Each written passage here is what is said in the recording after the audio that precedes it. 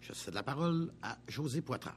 Dans la même veine pour le développement touristique, on sait que Robertval a un thème finalement, la ville au bord du lac. Et dans cet esprit, comment allez-vous faire pour rendre encore plus accessible le lac Saint-Jean de façon plus concrète, entre autres, pour Robertval? Comme troisième répondant maintenant, M. Guy Larouche.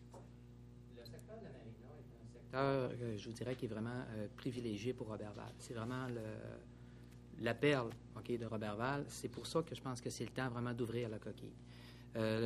La marina pourrait très bien voir accueillir une place publique, un endroit où ce que les gens pourraient aller faire un marché, pourraient aller se promener, pourraient échanger ensemble.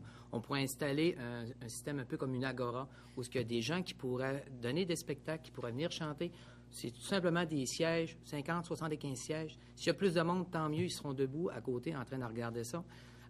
Également, on a été approché au niveau du club nautique, j'en suis le trésorier, j'en ai fait mention tout à l'heure, pour devenir une station nautique, par l'Association maritime du Québec. Ce que ça fait une station nautique, c'est que ça regroupe un ensemble de services. À ce moment-là, on pourrait utiliser les employés de la ville qui sont étudiants durant l'été pour justement faire des cédules de location pour que les visiteurs puissent enfin avoir accès au lac Saint-Jean. C'est pas normal qu'on puisse pas faire un tour de voilier, de bateau de pêche. On a également été même approché par une entreprise pour faire de la location de kayak, de pédalo. On pourrait tout regrouper ça. Ça passe par du partenariat public-privé, encore une fois. Il y a même des promoteurs qui sont là actuellement, qui sont prêts à investir dans des infrastructures permanentes pour avoir accès à un restaurant qui serait 4 saisons. On pourrait même mettre une terrasse sur le toit avec des fenêtres tout autour. Il y a déjà des plans qui ont déjà commencé à être faits pour ce niveau-là. Le but, c'est vraiment de faire en sorte que Robertval reprenne ses lettres de noblesse au niveau du tourisme. Puis ça se fait en collaboration, bien sûr, avec le Centre local de développement et le SADC. Merci. Messieurs, quelles infrastructures la Ville doit-elle entretenir en priorité au cours des 2 prochaines années? On parle ici de bâtiments, de routes, d'aqueducs et d'égouts. Au niveau des infrastructures, je vous dirais que présentement, celle qui est dans un état les plus lamentables, c'est l'aréna. L'aréna a énormément besoin de rénovation. Le printemps, ils ont beaucoup de problèmes d'infiltration d'eau. Ça, c'est certain qu'il va y avoir des travaux d'excavation qui vont devoir être faits pour que les eaux printanières arrêtent de rentrer dans l'aréna et de briser le bâtiment. Ça, je pense que c'est la première priorité qu'il faut qu'il soit faite en prévision du prochain printemps qui s'en vient, si on ne veut pas encore maganer encore plus, comme on dit. Comme j'ai mentionné tout à l'heure, le curling va venir s'adjoindre à l'aréna, et c'est une nouvelle bâtisse à ce moment-là qui va être implantée. Dans les travaux de rénovation de l'aréna, il faut tenir compte qu'à ce moment-là, le hall d'entrée n'est pas suffisamment grand. On déplacerait donc le service des loisirs. On déplacerait également le restaurant au 2e étage pour que les gens puissent écouter les matchs et avoir des télévisions en même temps pour écouter des matchs de la Ligue nationale, parce qu'il y en a qui aiment bien ça aussi. Ensuite, on déplacerait les loges des seniors au 2e étage, au fond en arrière, et les salles qui sont là présentement se retrouveraient dans la nouvelle bâtisse qui serait faite. Présentement, il existe des subventions qui sont admissibles via le ministère des Loisirs et des Sports. Ils financent à 50 % des travaux comme ceux-ci. Il faut donc en profiter et y aller. J'en ai fait mention hier matin dans mon entrevue à CHRL à 7h45. La Ville de Val-d'Or a fait un programme similaire, une aréna 4 glaces. Pas une aréna, mais un curling 4 glaces au coût de un peu moins que 2 millions. On peut donc se fier un peu à ce chiffre-là pour les coûts de rénovation que ça pourrait nous coûter. Merci. Josée Poitras. Et, messieurs, dans le contexte où les paliers de gouvernement vous refilent des factures, des responsabilités également, sans avoir l'argent nécessaire pour autant pour l'administrer, comment allez-vous faire puisque vous avez décidé, durant votre campagne électorale, tous trois à des niveaux différents, des promesses différentes, de baisser le niveau de taxes des contribuables de Robertval, mais si la population vous demande plus de services, comment allez-vous faire le calcul? Merci. Mesdames et messieurs, j'ai été le premier à discuter vraiment au niveau de la hausse du rôle d'évaluation. La hausse du rôle d'évaluation va être tout près de 13 % en moyenne. Vous parlez ici de baisse de taxes. Je n'ai pas mentionné le mot baisse de taxes. On a parlé de mot ajustement du taux de taxation. Puis ça, c'est vraiment très important à prendre en considération. Étant donné que l'augmentation va être en moyenne de 13 pour l'ensemble des citoyens, M. Larouche faisait mention tout à l'heure de tout près de 40 pour certains. Effectivement, je peux vous le confirmer. Moi-même, ma résidence, c'est 33 Pour votre information, la vôtre, c'est environ 6 et tout près de 10 à 11 pour la vôtre, M. Guillemette. C'est parce que j'étais déjà très élevé. Oui, bien, c'est parce que vous avez une très belle propriété en passant. Non, c'est vrai, avec vue sur le lac, c'est vraiment très intéressant.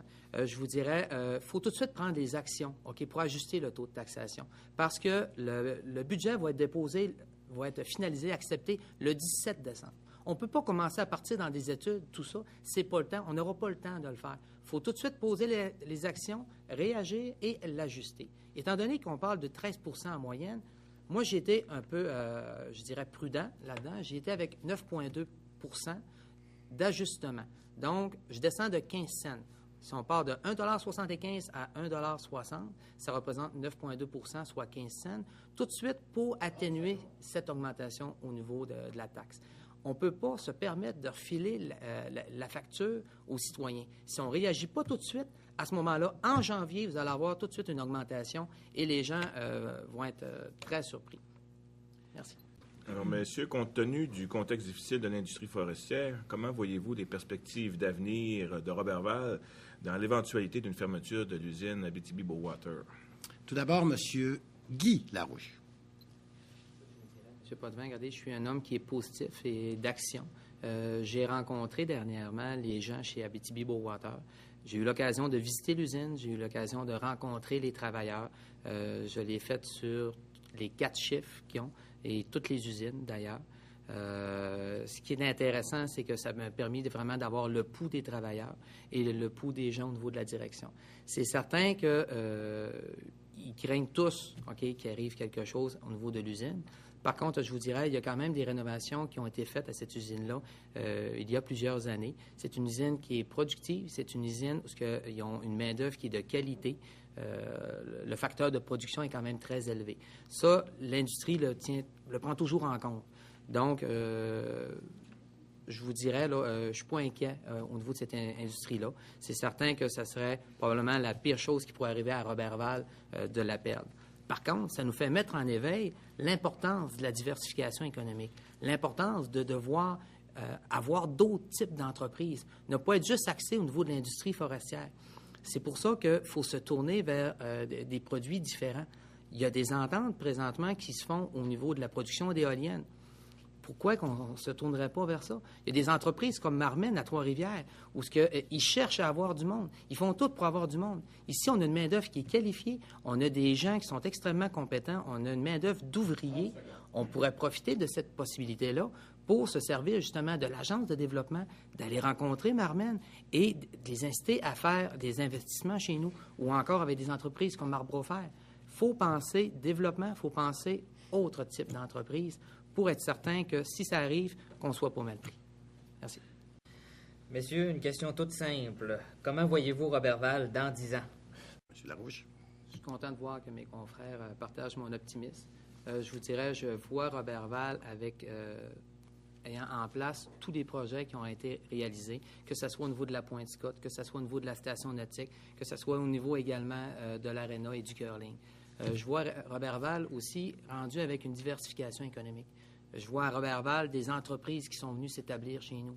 Qu'enfin, que le parc industriel qui est près de chez moi, que quand je passe, qu'il soit plein, qu'il y ait de la prison qui soit là, qu'il y ait des entreprises qui soient établies, qu'il y ait des gens qui y travaillent et que les gens qui travaillent même dans les entreprises existantes s'installent à Roberval. Je vois une augmentation au niveau de la population. Je pense que si on rend notre ville attrayante, les gens vont vouloir venir s'y établir. Puis enfin, on va inverser. Plutôt que de diminuer la population, on va l'augmenter. On aura donc des nouveaux revenus à ce moment-là et on pourra continuer d'améliorer les services. En ayant également des nouvelles entreprises, ça va rapporter encore des taxes, puis on va se développer. On va avoir arrêté de régresser, puis on va avoir progressé. Tout comme mes confrères, c'est bien entendu que je me vois également encore maire de Roberval et ce pour peut-être 15 autres années. Pourquoi pas? J'aimerais ça. C'est un des plus grands rêves que je ne peux pas avoir. Je veux être maire pour faire une carrière. Je veux être maire pour être là, pour apporter des projets, les rendre à terme. Je pense que c'est rendu le temps d'être visionnaire, de regarder où est-ce qu'on peut aller, tout en regardant tout ce qui a été fait, mais il faut le consolider, puis il faut développer. Il faut vraiment avoir une vision pour, je vous dirais, apporter des nouveautés à Roberval, puis que la prospérité économique revienne enfin.